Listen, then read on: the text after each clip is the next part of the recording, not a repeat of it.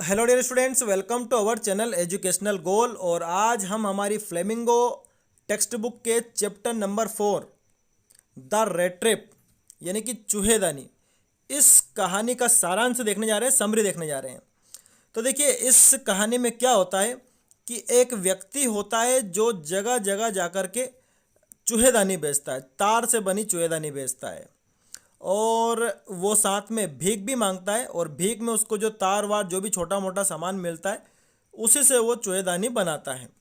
लेकिन इसके बावजूद भी जब उसका काम नहीं चलता है, वो उसका अपना पेट नहीं भर पाता है, तो छोटी मोटी चोरियां भी करता है। तो एक बार ऐसे ही चूहेदानी बनाते समय उसे एक बड़ा ही दार्शनिक ख्याल आया कि ये जो पूरा पूरा जो संसार है ये वास्तव में एक चूहेदानी के समान ही है। उसको ऐसा ख्याल आया कि कैसे एक चूहेदानी में एक जरा सा अनाज का टुकड़ा हम लगा देते हैं, तो उस जरा से अनाज के टुकड़े के लालच में एक चूहा आकर के उस चूहेदानी में फंस जाता है। उसी प्रकार जो मनुष्य है, इस संसार में जो अनेक प्रकार के जो लालच है, बड़े मकान, बड़ी गाड़ियाँ, इन सब के लालच में आकर के इस माया जाल में, मोह माया जाल में फंस जाता है। तो एक बहुत ही बेहतरीन उसको ये दार्शनिक ख्याल आया, और इस दार्शनिक ख्याल ने उसे मन ही मन आनंद प्रदान किया, क्योंकि वो ये पाता है कि सारी दुनिया पैसे कमाने में लगी हुई है, इस भौतिकतावाद के वातावरण में फंसी हुई है, लेकिन वो इन सबसे बचा हुआ है क्योंकि उसके पास कुछ है ही नहीं। वो सिर्फ भीख मांगता है, और उस भीख में थोड़ा बहुत जो सामान मिलता है उससे वो चूहेदानी बना लेता है।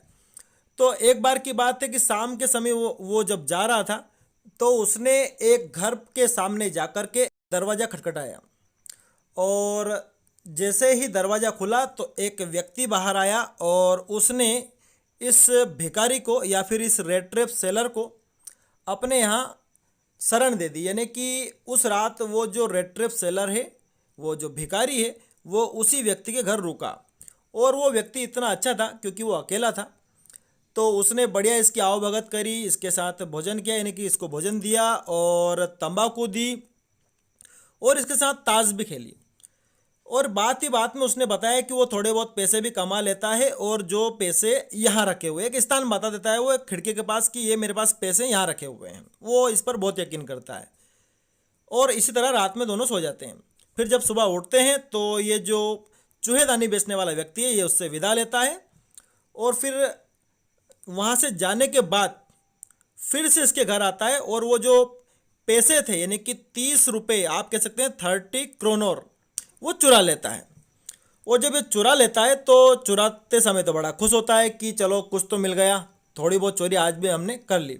लेकिन फिर होता क्या है कि ये सोचता है कि मुझे अब सीधे रास्ते से नहीं चलना चाहिए, मुझे जंगल के रास्ते से जाना चाहिए, हो सकता है वो व्यक्ति मेरा पीछा कर सकता है। तो इस भय से ये जंगल की तरफ मुड़ जाता है। अब जब ये जंगल में जाता है तो ये रास्ता भटक जाता है, चल चल के बहुत ज़्यादा ये थक जाता है, और ऐसा लगता है कि अब ये मर जाएगा, क्योंकि ये कमज़ोर तो बहुत ही था, क्योंकि इसने कभी भरपेट भोजन किया ही नहीं था, तो बहुत ज़्यादा कमज़ोर था। तो इसको लगा कि मुझे लगता है कि आज मैं खुद इस चूहेदानी वाले इस संसार में फंस गया हूँ, क्योंकि ये इसका ही विचार था कि आदमी एक बार लालच में आ जाता है तो उस लालच के उस संसार से बाहर निकल ही नहीं पाता। तो इसको ऐसा लगता है आज कि आज उसने जो पैसे चुराए हैं, इसी वजह से वो भी इस चूहेदानी, इस लालच के संसार में फंस गया है। फिर उसको तुरंत एक आवाज़ आती है, और वो पाता है कि ये जो आवाज़ है ये एक आयरन फैक्ट्री की है। तो वो पूरी हिम्मत जुटा करके कैसे भी करके उस फैक्ट्री तक पहुंच जाता है। वहाँ पर लोग अभी भी काम कर रहे हैं, और किस्मत से ऐसा होता है कि उसी दिन उस फैक्ट्री का जो मालिक है, आयरन मास्टर, वो भी उसी दिन निरीक्षण करने आ जाता है। और जैसे ही वो फैक्ट्री का मालिक आयरन मास्टर वहाँ पर आता है, और वो इस भिखारी को, इस चूहेदानी बेचने वाले व्यक्ति को देखता है, तो उसको रात के अंधेरे में ये ऐसा लगता है जैसे कि उसका कोई परिचित है, उसने इसको देख रखा है, और वो इसको क्या मानता है कि ये कैप्टन है आर्मी का। आर्मी की जो रेजिमेंट होती है उसका एक कैप्टन है पहले, यानी कि इसने पहले नौकरी छोड़ दी थी, इसलिए अब इसकी ऐसी हालत हो गई है। तो रात के अंधेरे में उसको समझ में नहीं आता है, तो वो जो आयरन मास्टर है वो इस भिखारी से कहता है कि तुम्हें तुम्हारी नौकरी नहीं छोड़ना चाहिए था, इसकी वजह से तुम्हारी ऐसी हालत हुई है, लेकिन कोई बात नहीं, अब तुम मेरे साथ चलो, हम साथ में क्रिसमस मनाएंगे। तो ये जो चूहेदानी बेचने वाला व्यक्ति है, ये रेड ट्रैप सेलर जो है, ये डर जाता है, उसको पता है कि जो आयरन मास्टर इसको समझ रहा है वो व्यक्ति वो नहीं है, इसलिए वो जाने के लिए मना करता है। तो फिर वो फैक्ट्री का मालिक तो चला जाता है, लेकिन वो फैक्ट्री का मालिक अपनी लड़की को वहाँ पर भेज देता है कि तुम कैसे भी करके उस कैप्टन को ले आओ, उस आर्मी के कैप्टन को ले आओ, वो मेरा पुराना परिचित है। तो लड़की बहुत ही चालाक है, समझदार है और बहुत ही ज़्यादा विनम्र है। वो कैसे भी करके इस चूहेदानी बेचने वाले व्यक्ति को साथ में घर पे ले आती है और वो भी यही मानती है कि ये मेरे पिताजी के पूर्व परिचित हैं। अब जैसे ही चूहेदानी बेचने वाला उस लड़की के साथ घर पे आता है और अगले दिन उसको बढ़िया नहा धुलाया जाता है और उसकी शेविंग कर दी जाती है, और जब सुबह के प्रकाश में जब वो फैक्ट्री का मालिक उसको देखता है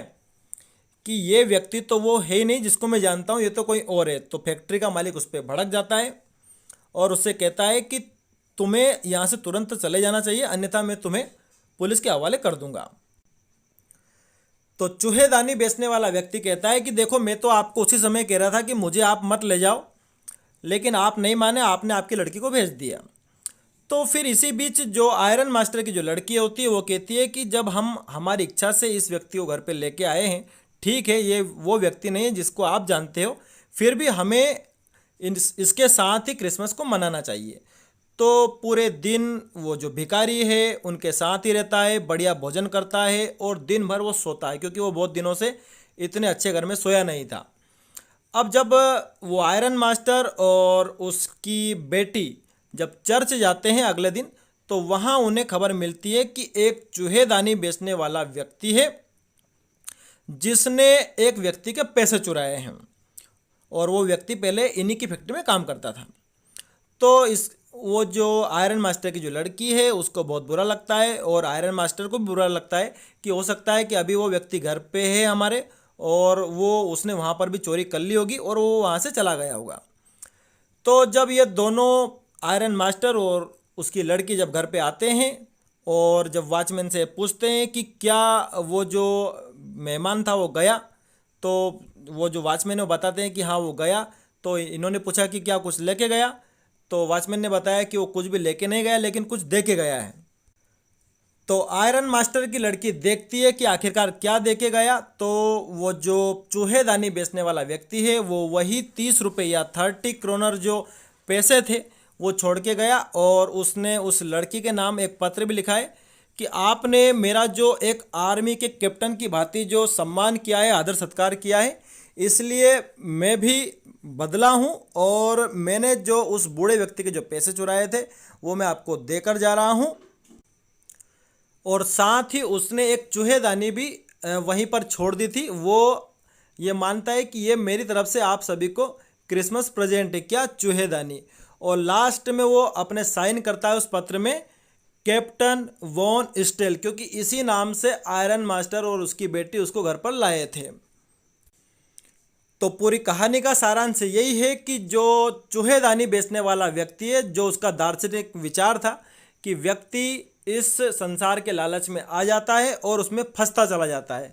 तो एक समय ऐसा आता है उस चूहेदानी बेचने वाले के जीवन में कि वो खुद भी इस लालच में फंस गया है, लेकिन उसने समय रहते अपने आप को इससे निकाल लिया। वो समझ गया कि ये जो पैसे वो जो चुरा के लाया है यही उसकी चिंताओं की जड़ है या फिर उसकी परेशानियों की जड़ है। तो ये पूरी कहानी है। Thanks for watching this video.